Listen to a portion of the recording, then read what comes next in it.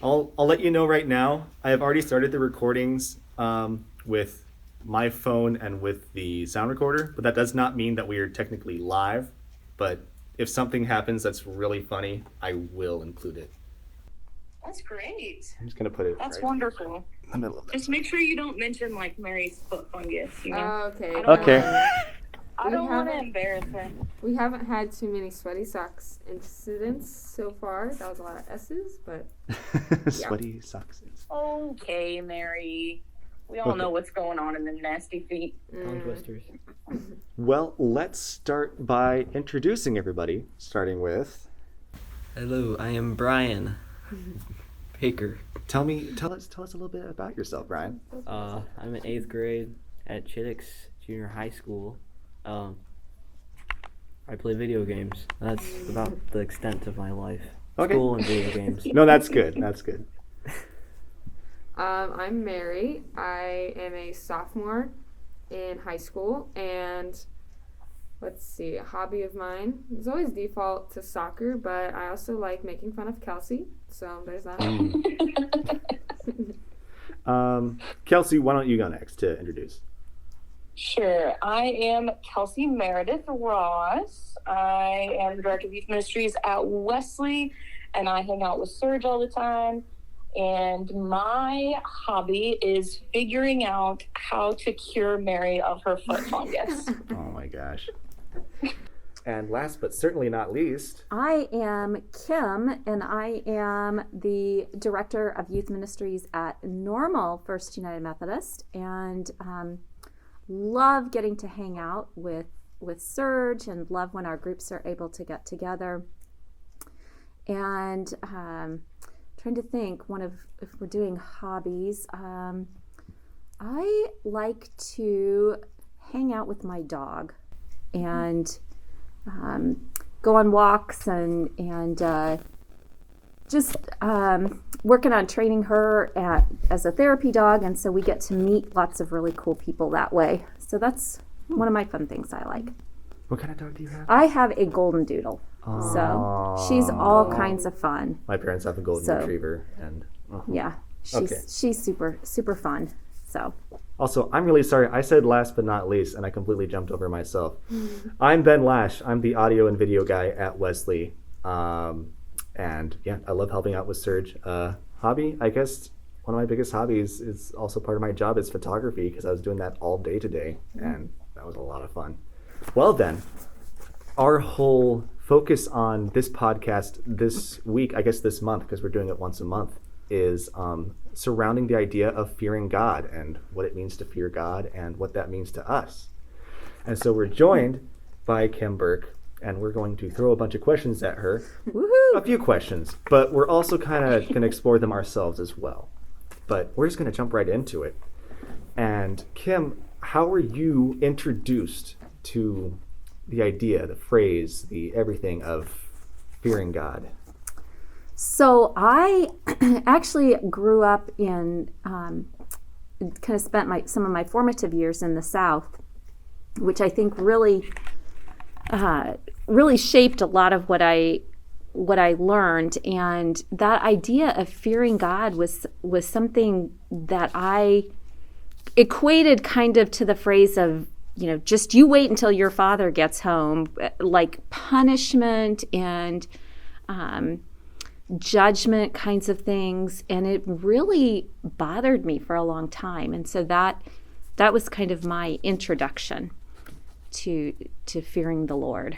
Me personally, I never really had like that fear of God. Like I knew that, like as a child, it was my belief of like that like hell was a real place, and that people like got sent to hell when they sinned and stuff.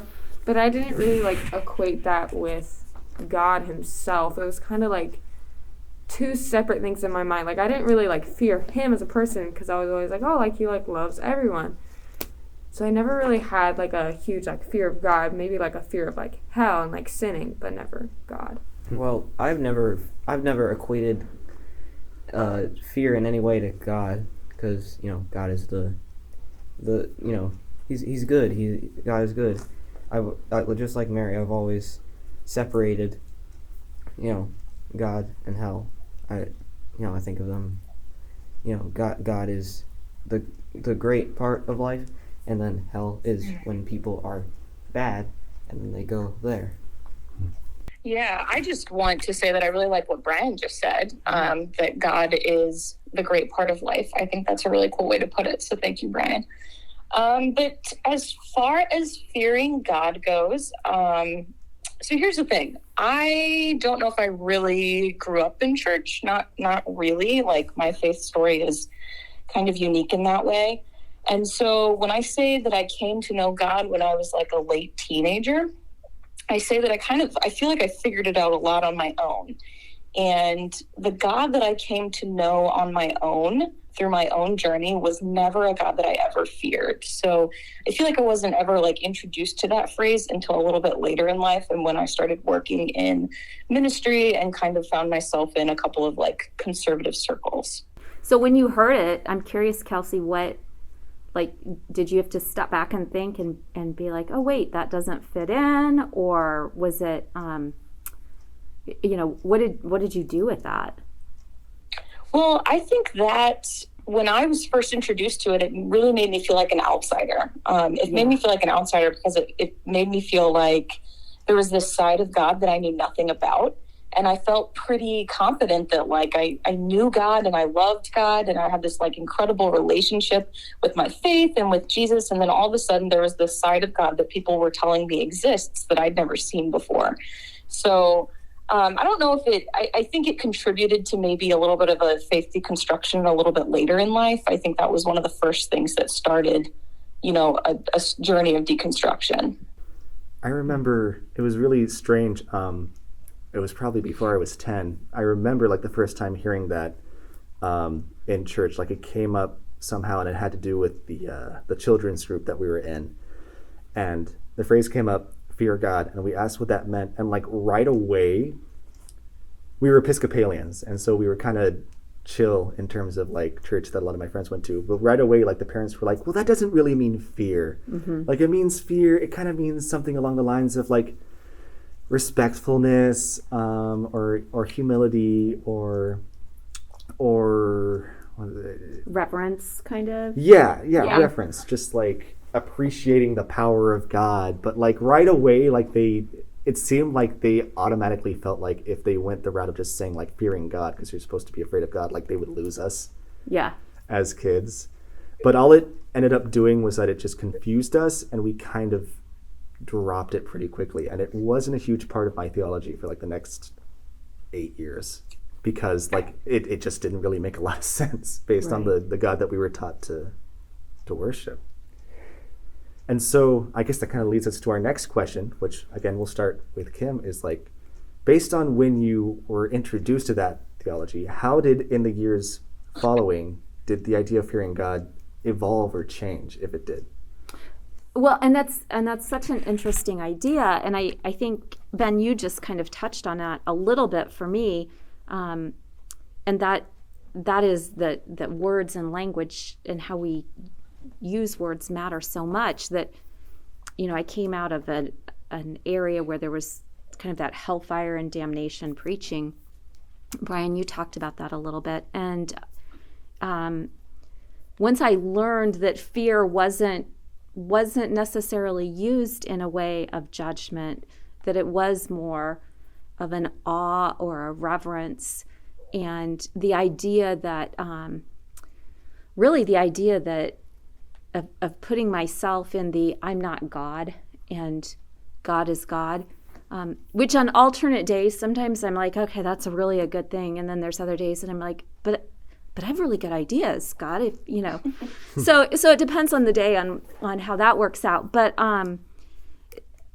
just over time, as I continue to learn more about God and about looking at the Bible as a whole, and God's nature, Brian, I love how you phrase that, of God being loving and good, and that didn't make sense to me, that this is somebody to be afraid of. And so then, again, figuring out the words that matter and that it is more of awe and reverence. And I was like, I could do this. That makes sense to me.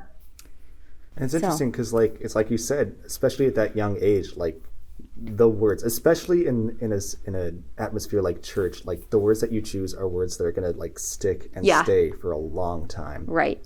And a lot is going to be centered around. Mm-hmm. And so it's interesting how you see different people just attribute different words to that word fear, and how it can easily branch off in a lot of different ways. Like, do we fear God the same way that I might fear, like, the clown chasing me, with the bloody knife? I'm gonna go with, I hope not. Revere that clown. Yeah. Do he we fear God for punishment or things like that, or is it the idea of being in awe of, like when we stand at the beach or in the mountains and you can just look around and there's that awe that comes over.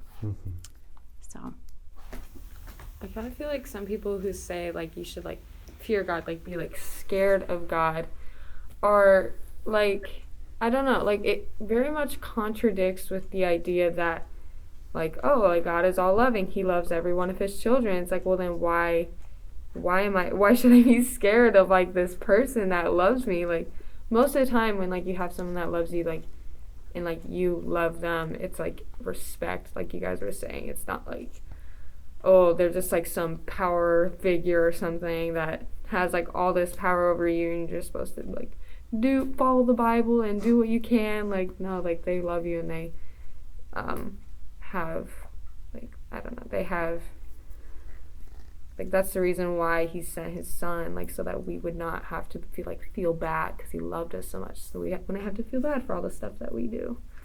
do you think people use that as like a way of controlling people, like you have to follow the rules and you have to fear and do these things, and so it's meant to maybe keep people in line somehow?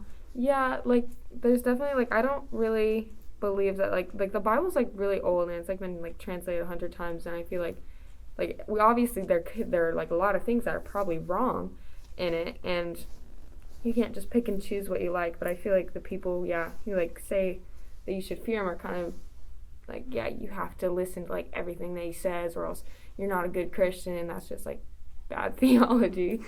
Kind of goes along with the book that we've been reading in Bible study. Plug. Yes. Bible study. Come to Bible Right, study. Mary. It's awesome. Yes, come to Bible study. Well, yeah, my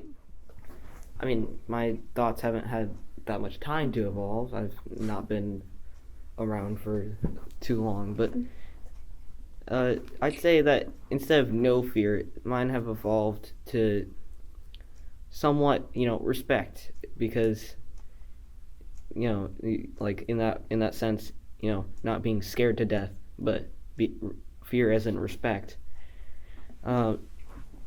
Because you should have fear in God. You should respect him as, he's the creator of everything. You need to respect that person. I think, as everyone was talking, particularly when Tim was talking, I was remembering the point in my own faith journey when I began to understand the difference between Old Testament God and New Testament God. Yeah. And I think it has a little bit to do with this subject. And, I just remember being like, I think I was an undergrad, and I had some random class probably talked about Dante's Inferno, and Mary, Ben, you guys know what I'm talking about there with the 7 circles of hell. Yep. But we were talking about the difference between Old Testament God and New Testament God. My professor wrote those two terms on the board, and we had to name off, characteristics of God from the Old Testament, God from the New Testament. And a lot of Old Testament God comes across as very harsh and just concerned with a lot of rules, and sacrifices are a thing. And there's just a lot, I think there's a lot about the Old Testament God to fear. Mm-hmm. But then you see this incredible transformation when you're looking at scripture, when the New Testament comes into play and God has sent God's son to die on the cross, and it's Jesus, and Jesus dies on the cross for our sins so that this everlasting love and this everlasting life can be a reality for us. And then I feel like the words get a lot less harsh. And then I feel like that's less of a God that I ever have to be afraid of, because I realize how much God loves me. And so I think that's a little bit of my understanding of like kind of this phrase that you should fear God, is that, you know, we're living in a New Testament world and we're living in a New Testament reality. And I just don't feel like God is something to fear anymore.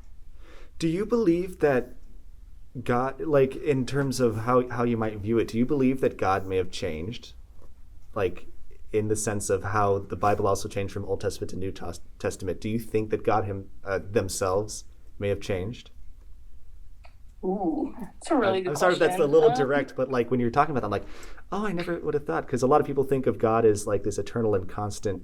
What you said is kind of interesting, that the arrival and the actions of Jesus, I wonder if anyone looks at it in the way that like when that happened, not only did it change for everyone, but it also changed for God. But I don't have an answer for that, but I was curious what you might think about it if you do have thoughts about it.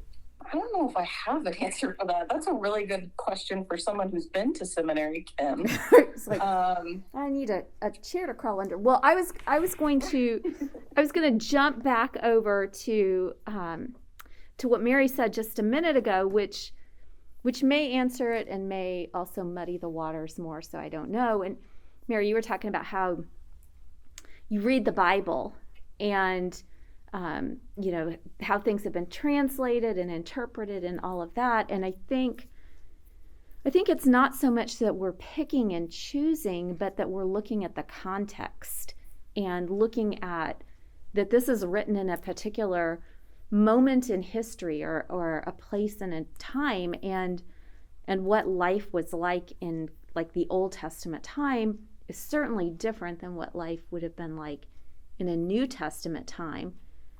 And so I guess I would say I'm not sure if God changed, or if our understanding and our ways of describing or interacting with God would be what changed. So I don't know that I have a, you know, that hard and fast answer. I think that God is constant, God is eternal, but perhaps we have developed different understandings, and our culture has changed, and so we have different ways of perhaps experiencing. And I don't know, that may be the easy way out. No, I don't. What do you think on that, Kelsey? I would very much agree. Yeah, I feel some internal tension when I think about a God that changes. Right. I don't really feel like I believe in a God that changes. I think that's such a cool question to ask, Ben, and I'm glad it came up. I didn't mean to go off the rails or anything, but but I do really, and again, Mary, it very much points to the book that we're reading right now in our Bible study. I'm glad that you said that, Kim, just that the times change and our understanding of God changes. That resonates pretty deeply with me. Yeah. When we look at the different cultures over those times and how people understand things. So Mary, when I say that, how does that resonate for you? I very much agree with that. And I also think like God himself, like I don't think he or they I don't think he or she, they themselves changed, but I think like maybe their perspective, like kind of on like humanity, I feel like it kind of changed with the New Testament, with like sending their son and stuff, because I don't know, like it kind of, I don't feel like Old Testament God with like the 10 commandments and stuff, like you have to do this, and would send Jesus. But I don't know, that's kind of something that that it kind of irks something in my mind to kind of ponder. Gives you something to wrestle with. Yeah. It's one of those tensions. Because I feel like God felt like more, I don't know what the right word is. Like, I don't know. Felt, it's not like pity or anything, but just by like sending Jesus, it kind of like makes me think that something like in their mind or something changed. Like, if does it feel more like personal somehow? like with here's an actual person I'm sending. Yeah. Is that where you're that's going? that's exactly what I'm thinking. Yeah. Like, it's not like they're just like some person that's like, oh yes, you have these 10 commandments. It's more like, oh, like here is like part of me for you. Because I've tried to tell you guys, and clearly you are not getting it. So now we're going to try this and see if you can catch on. No, yeah, that's exactly what I was trying to get across. Yeah. Mine's a bit jumbled. No, I'm getting it. I'm there with you. It's interesting. I'm surprised. I guess actually I'm not hugely surprised, but I think it's interesting, like how we're all to a certain degree kind of moving along the same direction in terms of like, or have moved along a similar direction in terms of how we viewed this. But like even just in the past like couple weeks of talking to other staff about this, other people in the congregation in passing, and even to my own family, like I'm surprised how, as we feel like it's something that needs to evolve or is something that needs a changing interpretation and stuff like that. Like there are some people who just like respond to it as if it were the obvious answer. Like, yeah, it's good to have a little bit of fear of God and stuff like that. Like a lot of people who I've talked to just recently have just really been upfront about that. And when I talk to them, they'll say like, but also, not to be entirely afraid of God, but it's good to have a bit of fear. So I guess this is my way of trying to segue to the next and potentially last question, which is like, even if this idea has evolved, do you think that there is a place in your view of God? And we have kind of talked about this, that has any kind of place or appropriateness for like literal fear or close to literal fear. Me personally, I'm not like at all sure. Like my answer is I don't know, because I have never actually really like thought about like a fear in God. So I feel like my answer before would have been no. And I feel like it still kind of is, but there are like all these other questions too now that I have, kind of about like perspective and like how like New Testament, like Old Testament God, and like kind of just how I feel about that. So I don't really know. Yeah, I would have to say that I don't know either, because yeah, I feel like, obviously I wouldn't have like real fear for God. I wouldn't be like afraid. Hide. But yeah, that would obviously be no before. But I would have to say I don't know, because I could have some fear deep in my heart, but I'm not exactly sure if I would have direct fear from God, because also in my mind is he's all powerful, he's all great, he doesn't let anything bad happen to you. That stuff is also in my mind. I would come to, I think for me, I would say that I'm not sure that I experience or that I feel a need for what we consider fear, like, I'm watching a horror movie and feeling fear of that kind of thing. But the idea of, and I'm not great at, quoting chapter verse kind of thing, the Proverbs, it's at the beginning of Proverbs about fear of the Lord is the beginning of wisdom. And so that idea of like recognizing there's something bigger than myself and having kind of that awe and that reverence, that's the beginning of wisdom, is that I'm not really the one in charge or in control, as much as I might want to be. And so from that place, that I can understand and make sense of. But as far as, being like cowering in terror or something, that I don't see that. I think I appreciate everybody's answers, and I appreciate the honesty in everybody's answers. And I think where I'm at just personally in my own faith journey is that I've come to realize that all of the things that I am afraid of and all of the fear that's like deep seated in my heart is a result of man. But nothing that I'm truly afraid of has ever come from God or has been like under God's influence in the way that sometimes, people would want you to believe scripture tells us to be. Like, I'm deeply afraid of, somebody hurting my family. And I'm deeply afraid of, the people that I love, I guess, being hurt. If I could think more about it, I could come up with a few more things that I'm afraid of, but that's something that I live with a lot and I have a lot of anxiety around it. And that to me is the influence of man, and it's the influence of sin, and it's the influence of the world. But I don't think that's the influence of God. And so when I really break it down, I just think that that God's not something to be afraid of. And maybe my view of that might change someday, and I expect it to change, because we all change, and we all hopefully will continue to grow in our faith and learn more things. But the point that I'm at in my life right now, I just don't feel as if there's anything to be afraid of with God. I'll say I'm definitely in a place where I'm not certain, but a lot in terms of how, I guess my gut reaction is in terms of the God that I think of. I don't believe that there should be something I should be in fear. I deal with a lot of anxiety, I deal with a lot of fear. I don't see that as kind of like what Kelsey says, a lot of that comes from man, a lot of that comes from the world around me, but it doesn't make sense coming from the God that I believe in, I guess. Yeah.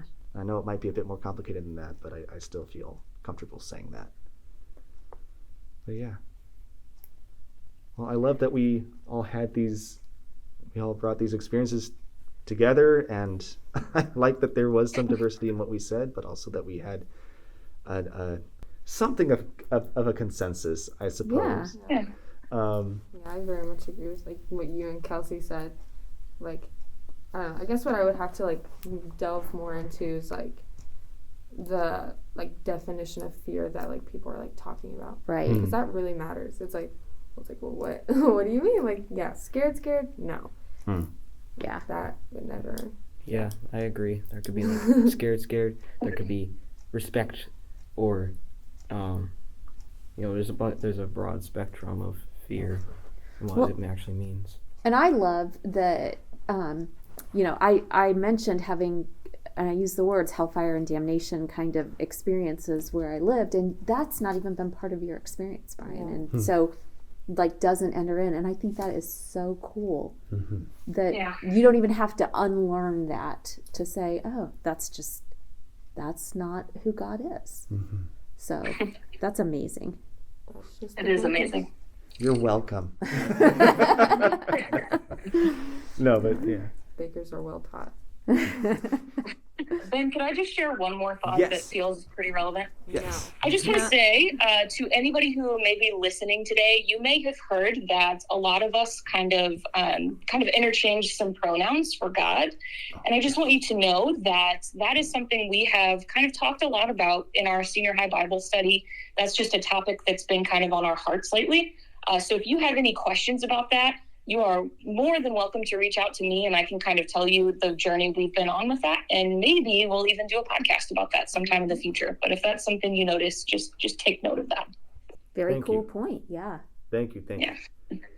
But yeah, thank you everyone for listening in to this podcast. Thank you to my guests and our special guest, Kim Burke. Thank you to Kelsey for joining us over long distance. We appreciate you being here. We're very thankful that you're here. Thank you.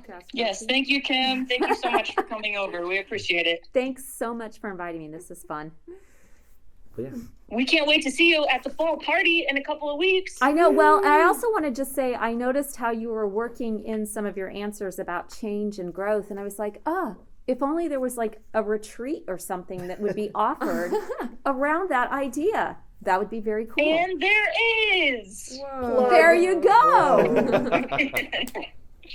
Yes, please. Senior high folks that are at both Surge and at Normal First, we are hosting a senior high retreat on November 19th through the 21st. We're going out to East Bay. And if you are someone who's in junior high at Normal or at Surge, we will also be inviting you guys to come out and hang out with us for one of those nights on the retreat. So everybody mark your calendars. We're going to talk about how you are not who you used to be. I don't know how to end this. Mic drop.